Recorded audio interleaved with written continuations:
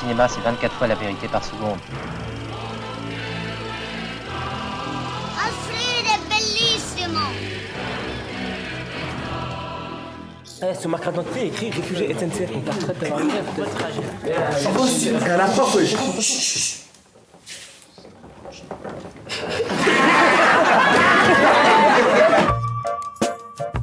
Un prof n'a pas besoin d'être aimé, mais d'être compris. Madame Jekyll a de graves difficultés pédagogiques. Elle ne sait pas faire aimer ce qu'elle enseigne. Le lycée est un sanctuaire dédié à l'étude, le respect et le vivre ensemble. Il faut pas que ton corps soit tendu par la peur. Sinon, tu deviens une petite chose, rabougrie.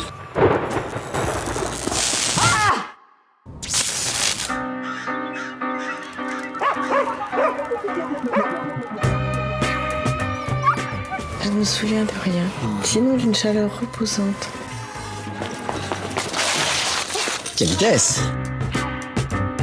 C'est la première fois que je me sens si énergique en 30 ans de carrière. Pourquoi elle n'est pas morte? J'aime bien traiter certains sujets qui peuvent être des sujets très importants, très simples, du style l'importance de l'éducation ou les difficultés sociales en banlieue, etc. Mais pas sur un mode réaliste, par exemple victimal, où on va filmer des choses simplement, je sais pas, un arabe qui n'arrive pas à avoir de logement parce que quand les gens voient sa carte d'identité, ils le refusent, ou il n'arrive pas à avoir de stage dans l'entreprise, etc. Donc, ce qui est intéressant dans le cinéma, c'est de faire des choses qui sont liées aux questions sociales, mais qui ont en même temps quelque chose qui est plus, qui n'est pas ras du fait divers, du réalisme, c'est-à-dire où il y a en même temps un rapport à la fiction.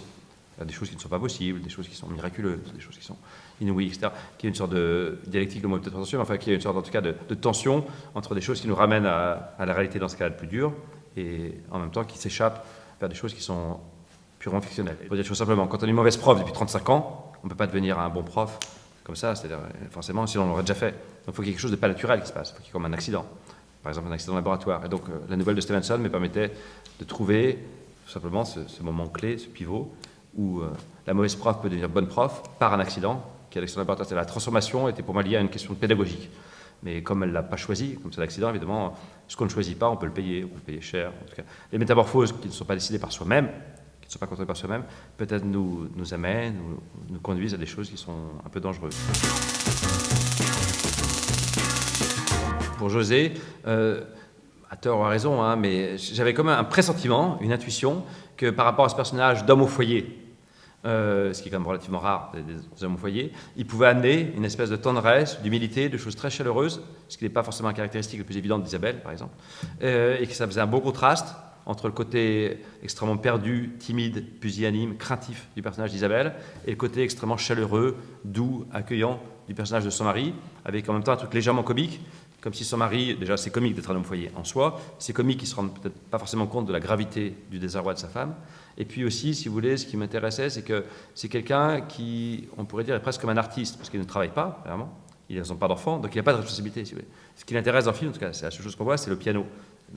Et donc on pourrait se dire, tiens, c'est la figure de l'artiste, l'anticonformiste, je m'en fous de la société, je m'en fous des responsabilités, je m'en fous des enfants, mais en fait, bizarrement, par la manière dont José joue, il a un côté finalement très humble, très simple, très normal, qui va contre l'idée, par exemple, que ça serait une sorte de dandy conjugal ou de figure un peu d'esthète à la maison. Moi, je trouve que José ne va pas du tout dans ce sens-là. Au contraire, il donne une densité très, très humaine. Quant à Romain Duris, c'est vrai que c'est un acteur qui, je crois, hein, en tout cas pour moi, a un potentiel comique qui est un peu sous-exploité, parce qu'il joue souvent les beaux gosses, les tchatcheurs, etc. Mais je pense que c'est un acteur qui, en vieillissant, un peu d'ailleurs comme Benoît Magimel, qui, il faut que je reconnaisse, un acteur qui ne m'intéressait pas trop quand j'étais jeune, en vieillissant, ils ont des potentiel métamorphique, le mot est un peu compliqué, mais je veux dire juste, ils ont le goût de se transformer, simplement, de faire des choses plus audacieuses. Et donc voilà, je pensais qu'il y avait un potentiel chez Duris qui permettait de faire de ce proviseur un personnage à la fois ridicule, vraiment complètement ridicule, mais qui n'est pas juste le manager, je ne sais pas comment dire, macronien qui va en banlieue pour vanter les vertus de l'entreprise, mais est-ce qu'il est un peu trop bizarre dans sa coupe de cheveux, dans ses habits. Il y a une sorte de dandisme un tout petit peu ridicule, comme ça, les gens un peu dépressifs, qui s'habillent bien, mais il y a quelque chose qui va un tout petit peu trop loin, donc on se dit que c'est un petit côté pauvre type, ou je ne sais pas quoi. Moi, souvent, je trouve pas tout à fait ma place, vous savez, dans le cinéma d'auteur en France, parce que c'est vrai que ça touche énormément à l'intime. Et c'est vrai que de temps en temps, moi j'ai envie de bouger tout le temps. Voilà, je suis très enfantin de ce côté-là, pas très mature. Et c'est vrai qu'à partir du moment où Serge m'a envoyé le scénario, j'ai été complètement Je sais pas, il m'a laissé une saveur très particulière. Le film me laisse encore une saveur très particulière. J'ai été complètement impressionné par cette idée, par ce qu'il a voulu raconter. C'est vrai qu'au départ, je lui avais demandé vraiment ce qu'il voulait raconter parce que je comprenais pas tout. Et même encore, quand je vois le film, il y a plein de petits aspects encore que je comprends pas. Et après, on s'est rencontrés avec Serge.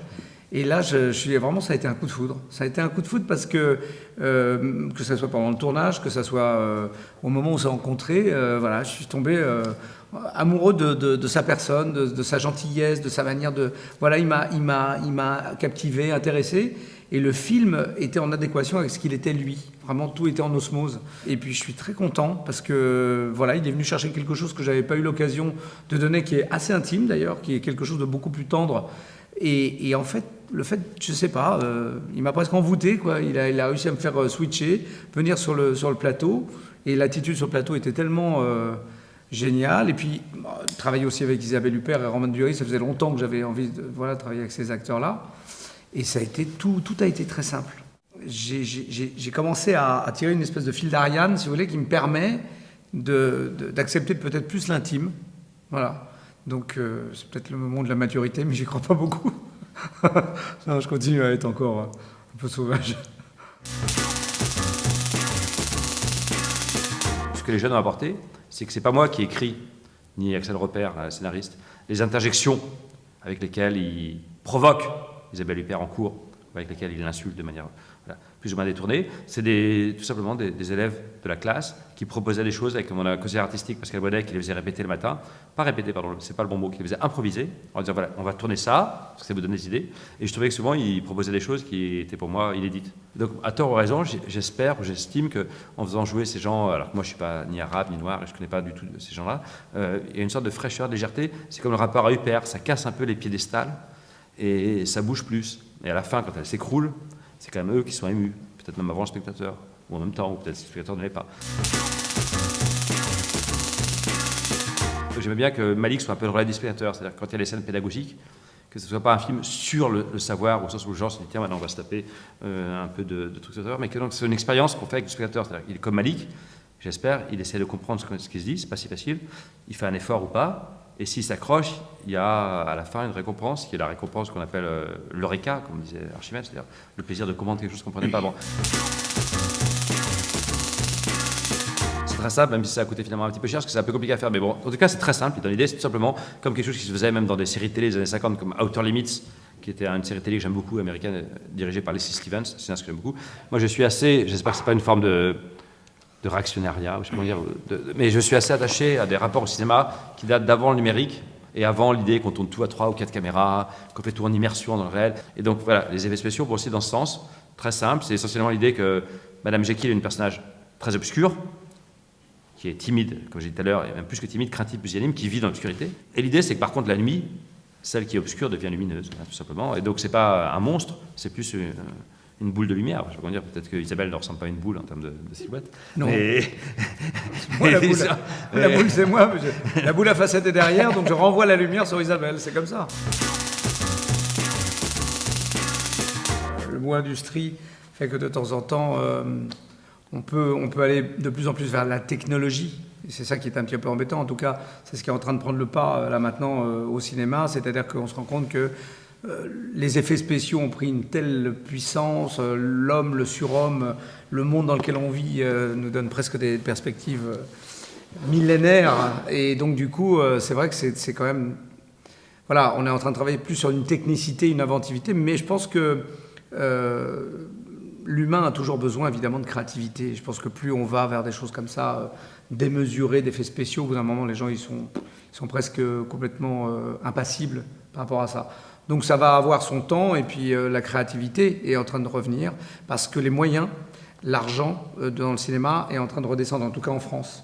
Et ce qu'il y a de très positif là-dedans, c'est que plus personne ne peut faire des films avec des millions, parce qu'ils ne sont pas rentabilisés, tout simplement. Donc du coup maintenant, on est obligé, et la demande est de faire des films beaucoup moins chers, avec de la matière grise, avec des histoires simples, avec des histoires humaines.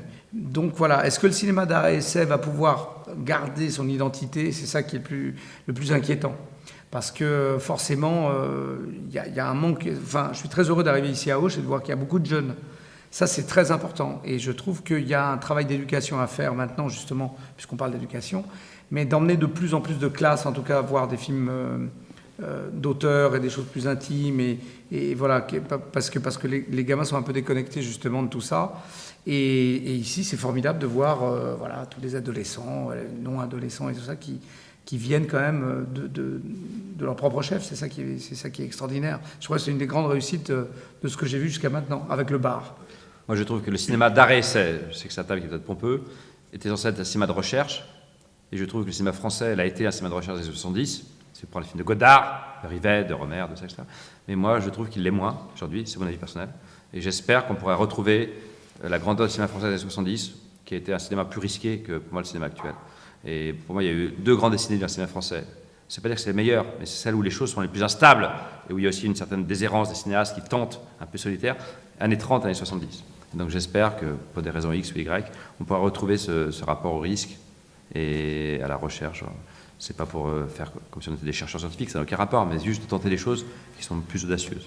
C'est quoi l'essentiel? Savoir comment être heureux.